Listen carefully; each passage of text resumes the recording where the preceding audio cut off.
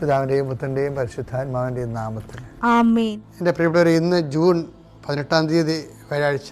അമ്മേ പരിശുദ്ധ അമ്മേ, അമ്മേ പരിശുദ്ധമേ, ദൈവമാതാവേ, കൃപാസനത്തിലൂടെ ഞങ്ങൾക്കും ഞങ്ങളുടെ ദേശത്തിനും അമ്മ മധ്യസ്ഥം തേടി തന്ന എല്ലാ അനുഗ്രഹങ്ങൾക്കും കൃപകൾക്കും ഞങ്ങളിപ്പോൾ ഹൃദയം നിറഞ്ഞ നന്ദി പറയുന്നു.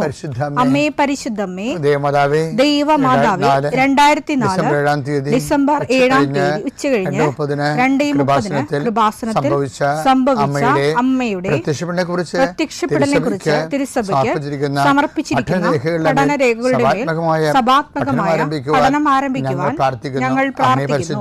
അമ്മേ പരിശുദ്ധമേ, ഭൂസ്വർലോകങ്ങളുടെ രാജ്ഞിയായ അങ്ങേയ്ക്ക് ഭൗമസംരക്ഷണത്തിനായി പ്രപഞ്ചപ്രകൃതിയെ തന്നെ തിരുസഭ പ്രതിഷ്ഠിക്കുവാൻ ഈ പ്രത്യക്ഷീകരണം വഴി ഇടയാക്കണമേ. പരിശുദ്ധമേ, ജപമാല മാതാവേ, സകല കൃപാസനം പ്രാർത്ഥനയോടും ചേർത്ത് ഞങ്ങളിപ്പോൾ പ്രാർത്ഥിക്കുന്ന ഈ കുടുംബത്തിന്റെ പ്രത്യേക നിയോഗം പറ മക്കളെ.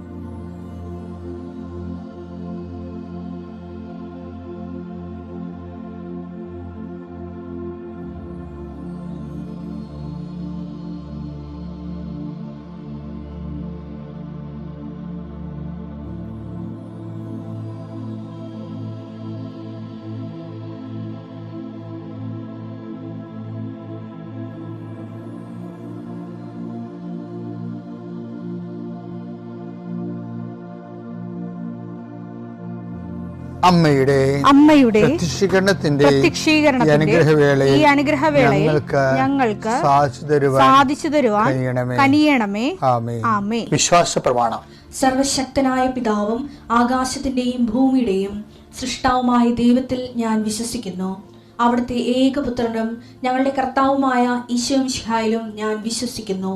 ഈ പുത്രൻ പരിശുദ്ധാത്മാവിനാൽ ഗർഭസ്ഥനായി കന്യകാമറിയത്തിൽ നിന്ന് പിറന്ന് പൊന്തിയോസ് പീലാത്തോസിന്റെ കാലത്ത് പീഡകൾ സഹിച്ച് കുരിശിൽ തറയ്ക്കപ്പെട്ട് മരിച്ച് അടക്കപ്പെട്ട് പാതാളങ്ങളിൽ ഇറങ്ങി മരിച്ചവരുടെ ഇടയിൽ നിന്ന് 3-ാം നാൾ ഉയർത്ത് സ്വർഗത്തിലേക്ക് എഴുന്നള്ളി സർവശക്തിയുള്ള പിതാവായ ദൈവത്തിന്റെ വലതുഭാഗത്തിരിക്കുന്നു. അവിടെ നിന്ന് ജീവിക്കുന്നവരെയും മരിച്ചവരെയും വിധിക്കുവാൻ വരുമെന്നും ഞാൻ വിശ്വസിക്കുന്നു. പരിശുദ്ധാത്മാവിലും ഞാൻ വിശ്വസിക്കുന്നു. വിശുദ്ധ കത്തോലിക്കാ സഭയിലും പുണ്യവാന്മാരുടെ ഐക്യത്തിലും പാപങ്ങളുടെ മോചനത്തിലും ശരീരത്തിന്റെ ഉയർപ്പിലും നിത്യമായ ജീവിതത്തിലും ഞാൻ വിശ്വസിക്കുന്നു. ആമേൻ. സുഖസ്ഥനായ ഞങ്ങളുടെ പിതാവേ, അങ്ങയുടെ നാമം പൂജിതമാകണമേ. അങ്ങയുടെ രാജ്യം വരണമേ. അങ്ങയുടെ തിരുമനസ് സ്വർഗത്തിലെ പോലെ ഭൂമിയിലും ആകണമേ. അന്നു വേണ്ടുന്ന ആഹാരം ഇന്ന് ഞങ്ങൾക്ക് തരണമേ. ഞങ്ങളോട് തെറ്റ് ചെയ്യുന്നവരോട് ഞങ്ങൾ ക്ഷമിക്കുന്നത് പോലെ ഞങ്ങളുടെ തെറ്റുകൾ ഞങ്ങളോടും ക്ഷമിക്കണമേ. ഞങ്ങളെ പ്രലോഭനത്തിൽ ഉൾപ്പെടുത്തരുതേ, തിന്മയിൽ ഞങ്ങൾ രക്ഷിക്കണമേ. ആമേൻ. നന്മ നിറഞ്ഞ മറിയമേ, സ്വസ്തി. കർത്താവ് അങ്ങയുടെ കൂടെ സ്ത്രീകളിൽ അങ്ങ് അനുഗ്രഹിക്കപ്പെട്ടവളാകുന്നു. അങ്ങയുടെ ഉദരത്തിൻ ഫലമായി ഈശോ അനുഗ്രഹിക്കപ്പെട്ടവനാകുന്നു. പരിശുദ്ധ മറിയമേ, തമ്പുരാന്റെ അമ്മേ, പാപികളായ ഞങ്ങൾക്ക് വേണ്ടി ഇപ്പോഴും ഞങ്ങളുടെ മരണസമയത്തും തമ്പുരാനോട് അപേക്ഷിക്കണമേ. ആമേൻ. കർത്താവേ, നിന്റെ ഉന്നതമായ നാമത്തിന് സ്വസ്ഥം ചെയ്യും. കർത്താവേ, നിന്റെ വിശുദ്ധ പൗരോഹിത്യത്തെ മഹത്വപ്പെടുത്തണം. കർത്താവെ, സഭയിലുള്ള സാന്നിധ്യം പ്രകടമാക്കണം. 40 വർഷം ഞാൻ അർപ്പിച്ച കൃപാന്റെ യുഗതിയാൽ കൃപാസ്ഥാനത്താറെ ജീവനോടെ പ്രത്യക്ഷപ്പെട്ട മാതാവിന്റെ മാധ്യസ്ഥ രോഗികൾ, പീഡിതരെ, മാനസിക സംഘർഷം അനുഭവിക്കുന്നവരെ, ഡിപ്രഷൻ അനുഭവിക്കുന്നവര്, മരുന്ന് കഴിച്ചിട്ട് ഉറക്കം മൂടുകയും ശരീരം തൂക്കം വെക്കുകയും ചെയ്യുന്നതല്ലാതെ പ്രത്യേകിച്ച് പ്രയോജനമൊന്നും ഇല്ലാതെ ഡിപ്രഷൻ കൊണ്ട് വേദനിച്ച് ജീവിക്കുന്ന ആൾക്കാരെ കർത്താവേ, നീ അവരെ തൊടണമെന്ന് പ്രാർത്ഥിക്കുന്നു. ഓട്ടിസം കുഞ്ഞുങ്ങളെ, ഹൈപ്പർ ആക്ടിവിറ്റി കുഞ്ഞുങ്ങൾ, അവിടെ മാതാപിതാക്കന്മാരെ മനസ്സ് കെട്ടുപോയവരെ, തകർച്ച സങ്കടം കൊണ്ട് അവർക്ക് ജീവിക്കാൻ പറ്റാത്തവർ, ജീവിക്കാൻ വേണ്ടി ജീവിതത്തോട് മൽപ്പിടുത്തി നടത്തുന്നവർ, മരുന്ന് കഴിച്ചിട്ടും രോഗം സുഖമാക്കാതെയും രോഗം പൊറുക്കാതെയും ഇരിക്കുന്നവർ, എൻ്റെ കർത്താവിന് ഉന്നതമായ നാമത്തിൽ സഭയുടെ അധികാരത്തിൽ കുരിശിൻ്റെ അടയാളത്തിൽ ദൈവശക്തിയാൽ നിനക്ക് ദൈവസന്ധിപ്പും സൗഖ്യം ലഭിക്കട്ടെ. നിത്യം പിതാവും പുത്രനും പരിശുദ്ധാത്മാവുമായ സർവ്വേശ്വരാ എന്നേക്കും. ആമേൻ. എൻ്റെ പ്രിയപ്പെട്ടവരെ, നമ്മൾ ഉടമ്പടിയിൽ അർത്ഥവത്തായിട്ട് കാര്യക്ഷമമായ ഉടമ്പടി പ്രവർത്തനമാണ് നമ്മൾ നടത്തുന്നതെന്ന്, അഥവാ പ്രേക്ഷിത പ്രവർത്തനമാണ് നമ്മൾ നടത്തുന്നതെന്ന് നമ്മൾ ആദ്യം ഉറപ്പുവരുത്തേണ്ടതാണ്. ഇപ്പോൾ നിങ്ങളോട് ഞാൻ സംസാരിക്കുന്നല്ലേ, അപ്പോൾ സംസാരിക്കുന്ന മുമ്പ് ഞാൻ കുറേ മനസ്സിൽ പ്രാർത്ഥിക്കുകയും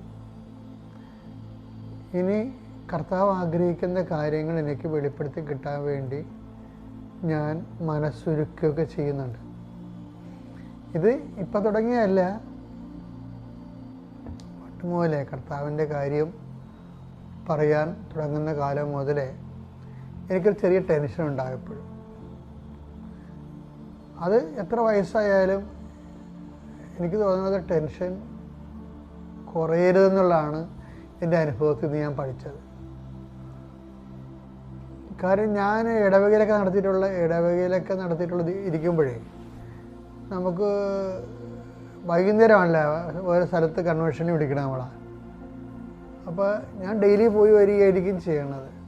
പക്ഷേ ഇടവകയിൽ വരുമ്പോൾ ചില സമയത്ത് വല്ല സിക്കായിരിക്കും, ചിലപ്പോൾ ചില സമയത്ത് നമ്മുടെ വീട്ടിൽ അവിടെ ഇടവക മരിപ്പുണ്ടാവും. മരണമൊക്കെ ഉണ്ടായാൽ നമുക്ക് ഇട്ടച്ചും പോകാൻ പറ്റത്തില്ലല്ലോ. അതെല്ലാം കഴിഞ്ഞ് പരവെടുത്ത് അതിൻ്റെ കുർബാന ചൊല്ലി ആൾക്കാരെല്ലാം പിരിച്ചതിന് ശേഷമേ നമുക്ക് പോകാൻ പറ്റത്തുള്ളൂ. അപ്പോൾ നമുക്ക് ചിലപ്പോൾ 10-120 കിലോമീറ്റർ സഞ്ചരിക്കണമെങ്കിൽ ചിലപ്പോൾ അരമണിക്കൂർ ഉണ്ടാകത്തുള്ളൂ. അപ്പം അങ്ങനെ വരുമ്പോൾ അങ്ങനെ സഞ്ചരിച്ചാൽ പോലും സമയത്ത് എത്താൻ പറ്റത്തില്ല. അങ്ങനെ വരുമ്പോൾ നമ്മൾ എന്ത് ചെയ്യും? നമ്മളൊരു ടെൻഷൻ അടിക്കും അല്ലേ, തീർച്ചയായിട്ടും. പക്ഷേ ടെൻഷൻ അടിക്കുമ്പോൾ നമ്മളതിനെ പ്രെയറായിട്ട് കൺവേർട്ട് ചെയ്യും. ഞാൻ കാറിലിരുന്നുകൊണ്ട് ആരോട് സംസാരിക്കത്തില്ല. അതിപ്പോഴും അങ്ങനെയാണ്. എനിക്ക് എന്തെങ്കിലും ഹെവി മനസ്സ് ലോഡ് പിടിക്കാൻ തുടങ്ങിയാൽ ഞാൻ സൈലൻ്റ് ആയിരിക്കും. അതിൻ്റെ കാര്യം എന്ന് വെച്ച് കഴിഞ്ഞാൽ, ഈ ആകാശത്തിൽ ഇന്ധനം നിറക്കുന്ന വിമാനങ്ങളില്ലേ, അവർ സൈലൻ്റ് ആയിരിക്കും, ശബ്ദമായിട്ട് നിന്നേക്കും.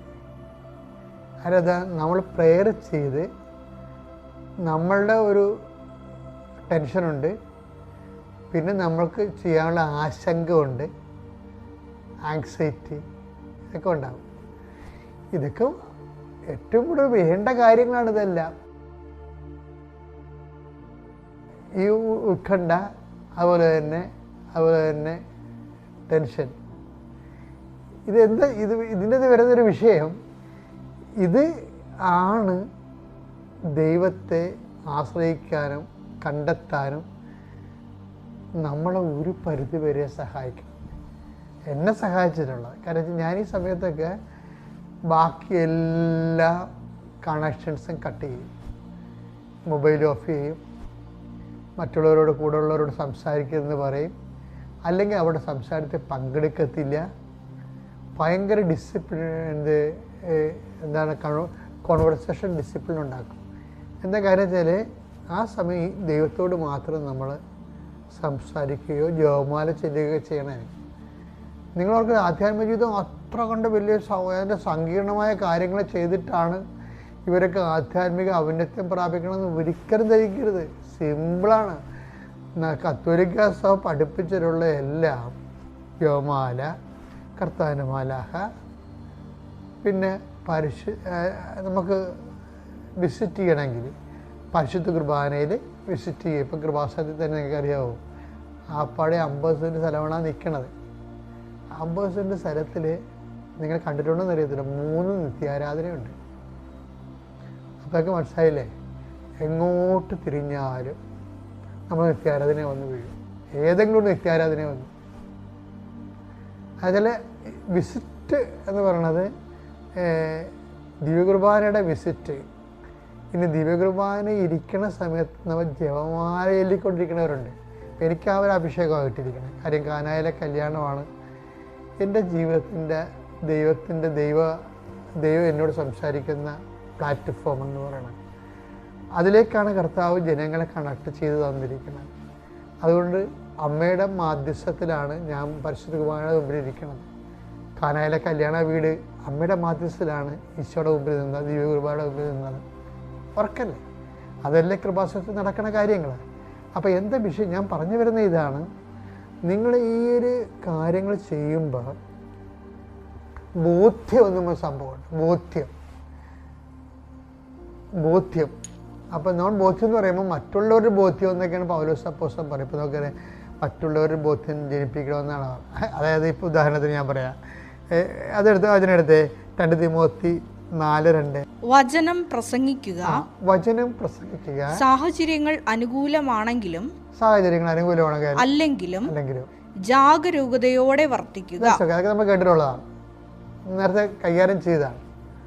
മറ്റുള്ളവരിൽ ആ വാക്കെടുക്കുക, മറ്റുള്ളവരിൽ ബോധ്യം ജനിപ്പിക്കുകയും. അതാണ് സംഭവം. വെച്ചാൽ മറ്റുള്ളവരിൽ ബോധ്യം ജനിപ്പിക്കുകയും അവരെ ശാസിക്കുകയും ഉദ്ബോധിപ്പിക്കുകയും ചെയ്യുക. ഇത് വരുമ്പോൾ ഏറ്റവും വലിയ പ്രശ്നമുണ്ടല്ലോ. ഈ പൗലോസ് അപ്പോസ്തലൻ പോലും പറയണത് മറ്റുള്ളവരിൽ ബോധ്യം ജനിപ്പിക്കണമെന്നാണ്. പക്ഷെ ആധ്യാത്മിക ജീവിതത്തിൽ ഒരു വ്യക്തി വളരണമെങ്കിൽ ആദ്യം ബോധ്യം ജനിപ്പിക്കേണ്ടത് ദൈവത്തിലാണ്. ദൈവത്തിൽ നമ്മൾ ഇങ്ങനെ ഒരു ടെൻഷനിലൂടെ കടന്നു പോകുമ്പോൾ, കർത്താവേ നീ അത് കാര്യം, ടെൻഷന് എതിരായിട്ടുള്ള എല്ലാ സാധനം ഇൻസ്ട്രുമെൻറ്റ്സൊക്കെ ഉള്ളത് കർത്താവിൻ്റെ കയ്യിലാണ്. എന്തൊക്കെയാണ്? ധൈര്യം, അല്ലേ? പിന്നെ ഞാനൊരു പ്രാക്ടിക്കലായിട്ടൊരു കാര്യം പറയാം. നിങ്ങൾക്ക് ടെൻഷൻ്റെ കാലത്ത് ഒരു ധൈര്യവും തോന്നത്തില്ല. അപ്പം നിങ്ങളോർക്കും പ്രാർത്ഥിക്കുമ്പോൾ തന്നെ ഉടനെ ടെൻഷൻ വരുമ്പോൾ നമ്മൾ പ്രാർത്ഥിക്കുമ്പോൾ ഉടനെ ഒരു ധൈര്യം തോന്നത്തില്ല. നമ്മൾ ഡെലിവറൻസിൻ്റെ ഇത് ഡെലിവർ ചെയ്യണ സമയത്ത് ചെയ്യണ കാര്യത്തിലും നമുക്ക് അപ്പോൾ ടെൻഷനോട് തന്നെ ആയിരിക്കും നമ്മൾ ചെയ്യണത്. നിങ്ങളാരും വിചാരിക്കുന്നത് പ്രാർത്ഥിക്കുമ്പോൾ ഉടനെ ടെൻഷൻ ഇങ്ങനെ കാറ്റ് വരുമ്പോൾ മേഘങ്ങൾ എങ്ങോട്ട് തൂത്തുപോണ പോലെ ടെൻഷൻ അങ്ങോട്ട് മാറുമെന്ന്. മാറുന്നവരുണ്ടാകാം. പക്ഷേ ഞാൻ 21 ലക്ഷം ആൾക്കാരെ കൗൺസിൽ 21 ലക്ഷം ആൾക്കാരെ കൗൺസിൽ ചെയ്തിട്ടുള്ള അവർ ടെൻഷൻ അടിച്ച് തന്നെയാണ് പ്രാർത്ഥിക്കണത്, ടെൻഷൻ അടിച്ച് തന്നെയാണ് ഓരോ കാര്യങ്ങൾ ചെയ്യണത്. പക്ഷെ ഒരു കാര്യം കർത്തവാണ്. എന്താണ് വ്യത്യാസം എന്ന് പറയുന്നത്, ഞാൻ എന്തുമാത്രം ടെൻഷൻ അടിച്ചാണ് ഓരോ ധ്യാനങ്ങളും ചെയ്തിരിക്കുന്നത്. ടെൻഷൻ അടിക്കാതെയും ചെയ്തിട്ടുണ്ട്. പക്ഷേ നമ്മൾ ടെൻഷൻ അടിച്ച് ദൈവത്തിൽ ആശ്രയിച്ച് ദൈവത്തിൽ അവലംബിച്ച് ചെയ്യുന്ന കാര്യങ്ങളെല്ലാം അതിൻ്റെ ഫ്രൂട്ട്സാണ് പ്രധാനം. എന്താ കാര്യം? നമ്മൾ വിചാരിക്കാത്ത റിസൾട്ട് ഉണ്ടാക്കും. എന്താ കാര്യം? അത് ചെയ്യണത് കർത്താവാണ്. എൻ്റെ മക്കളെ, കർത്താവിന് ചെയ്യാൻ പറ്റിയ ഒരു പ്രൊവിഷൻ ജീവിതത്തിലുണ്ട്. നമുക്ക് നാളെ അത് കാണാം. കർത്താവ് നമ്മുടെ ജീവിതത്തിൽ ചെയ്തു. ഇപ്പം ഞാൻ പറഞ്ഞില്ലേ, ഇപ്പോൾ ടെൻഷൻ അടിക്കുമ്പോൾ എൻ്റെ മക്കൾ എന്ത് ചെയ്യണം? എല്ലാ കണക്ഷനും ഊരിയിടണം. ഇടിവെട്ട് വരണ സമയത്ത് അങ്ങനെയല്ല അവ ചെയ്യണത്. ഇടിവെട്ട് വരുമ്പോൾ എന്ത് ചെയ്യും? എല്ലാ മെയിൻ സ്വിച്ച് ചിലപ്പോൾ ഓഫ് ആക്കണവരുണ്ട്, ചിലപ്പോൾ ഫീസ് ഊരി കളയണവരുണ്ട്. ഇത് തന്നെയാണ് നമുക്ക് ടെൻഷൻ ഉണ്ടാകുമ്പോഴും നമ്മൾ മറ്റുള്ള ആൾക്കാരുമായിട്ടുള്ള മൊബൈൽ ഓഫ് ചെയ്യും, മറ്റുള്ള ആൾക്കാരുള്ള കണക്ഷൻസ് മാറുക. കണക്ഷൻസ് ഊരിക്കളയണം മാത്രമല്ല, അതിനെ പ്രെയറായിട്ട് കൺവേർട്ട് ചെയ്യണം. എന്നാൽ ബാക്കി ഈ നമ്മൾ ടെൻഷൻ അടിക്കുന്ന വിഷയം ചെയ്യണമെന്ന് നമ്മളായിരിക്കത്തില്ല, അത് നിൻ്റെ കർത്താവായിരിക്കും. Okay, thank you.